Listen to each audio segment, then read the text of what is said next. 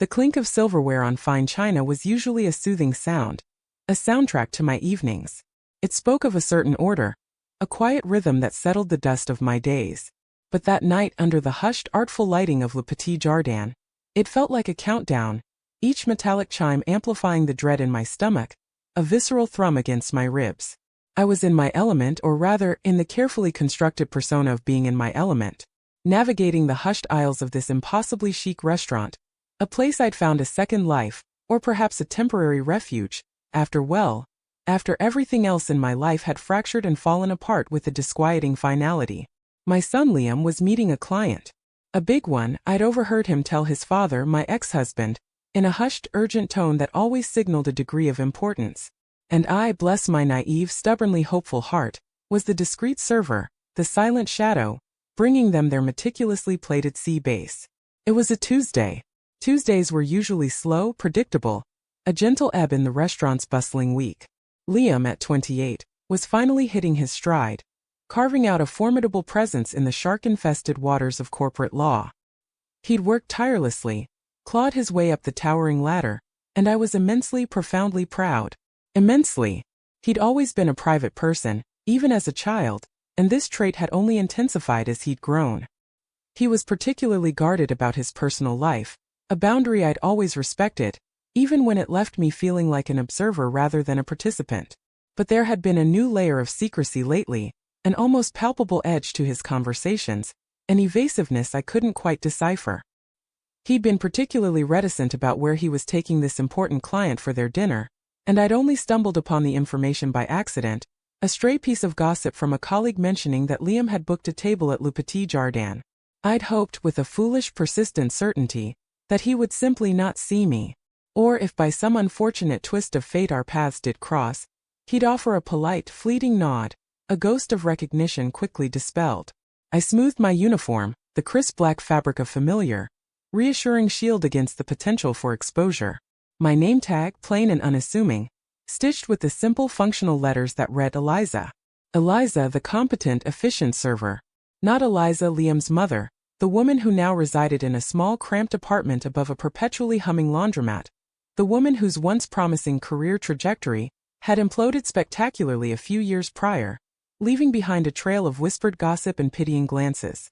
Liam, in his own quiet, understated way, had been mortified by the fallout, by the whispers that followed my name, by the very visible, undeniable shift in my circumstances. He'd never articulated it directly, his words always carefully chosen, but the subtle tightening of his jaw whenever my situation came up, the almost imperceptible way he'd shift his gaze, spoke volumes. He'd wanted to pretend I didn't exist, or at least, that I existed in a different, less conspicuous reality, far removed from his polished, upwardly mobile world. The maitre d', a man with impeccable posture and an unervingly serene smile, gestured me over with a subtle flick of his wrist. Table 7. Liam and his client. My heart did a painful, unwelcome lurch, a betrayal of my own carefully constructed composure. I took a deep breath, a practiced ritual, an inhaled moment of forced calm. Focus.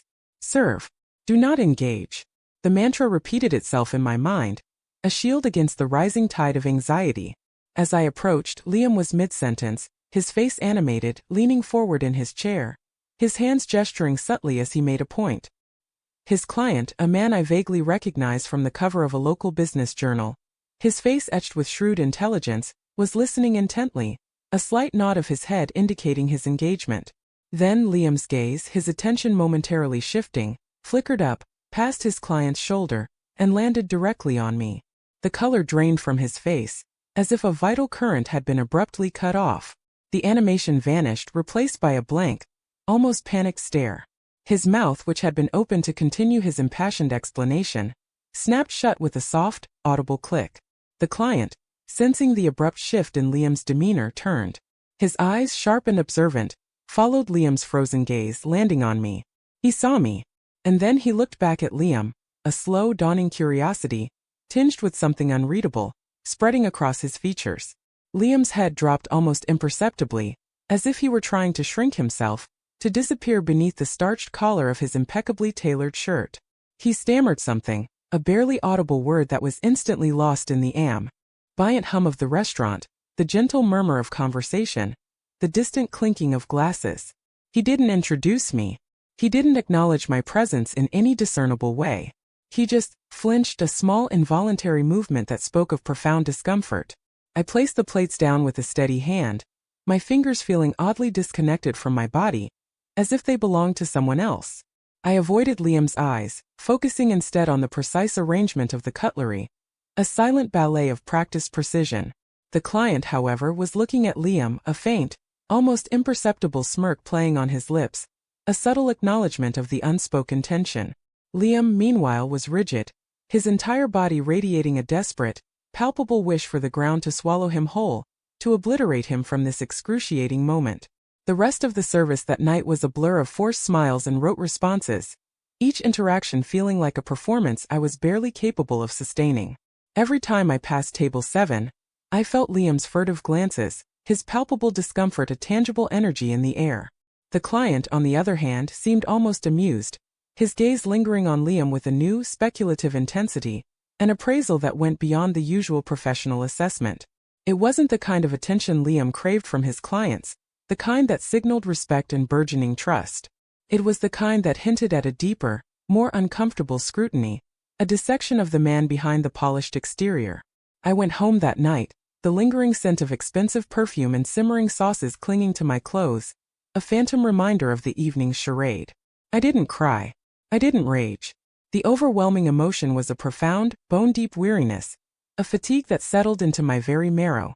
It wasn't just Liam's embarrassment I felt, but the heavy, persistent echo of my own past failures, the sting of being reduced to a secret, a smudge on his otherwise immaculate resume, a detail he wished to erase from his carefully curated narrative. He'd always been so careful, so meticulous in curating his image, building a fortress of success around himself. And I, his mother, was the one thing he couldn't control, the one loose thread he desperately wanted to snip, to sever, to dispose of. The next few days were marked by an unnerving quiet. Liam didn't call. He didn't text. He didn't, as was his usual habit after a significant client meeting, even send a generic hope the dinner was good message. It was as if he'd successfully erased me from the evening, from his memory, from his carefully constructed reality. The silence was louder than any accusation, more damning than any spoken word. It spoke of a deliberate omission, a conscious act of erasure. Then an email arrived from my ex-husband, Liam's father. It was brief, to the point, delivered with his characteristic efficiency. He'd spoken to Liam. Liam, apparently, had been under immense pressure to impress this particular client, a notoriously shrewd investor named Mr. Sterling. Sterling had a well-known penchant for knowing the real story behind people, for digging deep into their backgrounds, for unearthing the less than glamorous truths that often lay beneath the surface of success.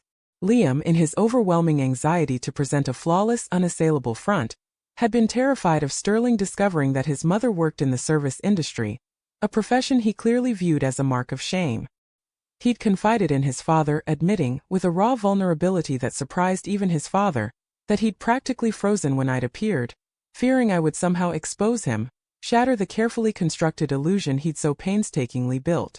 The email ended with a plea from my ex for me to understand Liam's difficult position. Difficult position. My position, I thought, reading the words again, was decidedly more difficult, far more complex, and infinitely more emotionally taxing. To be the object of my own son's shame, to be a source of his fear, that was a burden heavier than any he could comprehend. A week later I received another email, this one from Liam's firm. It was a generic, beautifully designed invitation to an upcoming company gala, a large, glittering affair for all employees, their partners, and key clients. It was precisely the kind of event Liam would typically attend, a stage for him to network, to schmooze, to solidify his presence in the corporate stratosphere. My ex-husband had forwarded it to me, a subtle suggestion, perhaps a quiet nudge, that I should understand Liam by attending, by being present in the periphery of his world. I looked at the invitation. The date was circled, a stark reminder of the impending event. The dress code was black tie, a clear indication of the formality and exclusivity of the occasion. And beneath it, in fine print, almost an afterthought, was a note about a special guest speaker. Mr. Sterling himself. A ripple of something akin to anticipation, a quiet, determined resolve, began to bloom within me. I wouldn't confront Liam. I wouldn't write him a scathing letter, filled with the righteous anger I felt simmering beneath the surface. I wouldn't make a scene, a dramatic display of hurt, but I would be there. I would attend the gala. I didn't have a fancy dress gathering dust in my closet, the remnants of a more prosperous past. I didn't have a plus one to escort me, a familiar face to anchor me in the sea of strangers. I bought a simple, elegant black dress from a department store sale rack, a piece that exuded understated sophistication without drawing undue attention. I borrowed a modest yet beautiful piece of jewelry from a dear friend, a small shimmer of shared support. And on the night of the gala, I walked into that opulent ballroom, not as Eliza the server, the woman of shame, but as Eliza, Liam's mother. The air was thick with the effervescence of champagne bubbles, and the cloying scent of self-congratulation. Faces I vaguely recognized from Liam's occasional boasts, colleagues, bosses, the aforementioned Mr. Sterling mingled effortlessly, their laughter a bright, superficial sound. I found a quiet corner, a discreet alcove near the edge of the room, nursing a glass of water and watched. I saw Liam across the room holding court, his laughter a little too loud, his smile a little too fixed, his eyes darting, scanning the room periodically, searching. He hadn't seen me yet. Then Mr. Sterling stood up. He was introduced, his name met with a ripple of polite applause, and the room hushed in anticipation.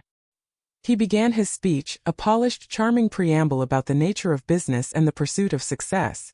And then he paused, his gaze sweeping slowly over the audience, his eyes lingering for a moment on each face. His eyes landed on Liam. A knowing smile, a subtle acknowledgement of a shared understanding, flickered across his face. Success, Mr. Sterling continued, his voice resonating through the hall, amplified by the sophisticated sound system, isn't just about the numbers on a balance sheet, the quarterly reports, or the market share. It's about the integrity of the individuals behind those numbers. It's about knowing where you come from, and perhaps more importantly, who helped you get there.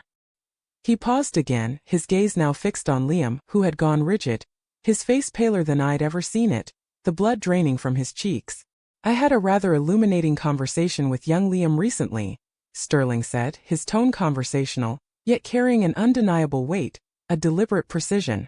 We discussed the importance of background, of humble beginnings, of mothers who work tirelessly, in demanding environments, to provide for their children, to give them every possible advantage. He then gestured, not directly at me, but in my general direction, his smile widening, a silent beacon drawing attention. In fact, he declared, his voice carrying to every corner of the room, reaching every ear, I had the distinct pleasure of being served by Liam's mother just last week at Le Petit Jardin. A truly remarkable woman, elegant, professional, and clearly a testament to hard work and dedication. Liam, I believe she's here tonight? I'd be delighted if you'd introduce us properly. It's always inspiring to meet the people who shaped our success stories. The silence that followed was deafening, a palpable vacuum where polite murmurs and hushed conversations had been moments before. Liam's carefully constructed facade crumbled, shattering into a million irreparable pieces. He looked utterly exposed, trapped in a spotlight he had so desperately tried to avoid. His colleagues, who had been nodding along with Sterling's words, their faces beaming with what they assumed was shared insight, now turned their attention first to Liam, their expressions shifting from admiration to confusion, then to where Sterling was looking, their curiosity piqued. Whispers began, soft at first, then growing louder, spreading like wildfire through the assembled crowd. Liam didn't move. He couldn't. He just stood there, frozen, his carefully curated world imploding around him, the entire room now focused on his mortifying predicament. I didn't move either.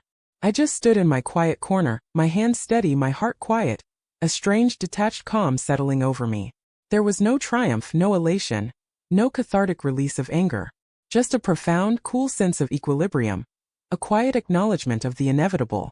The truth, as it always does, had found its own stage, its own moment to be revealed.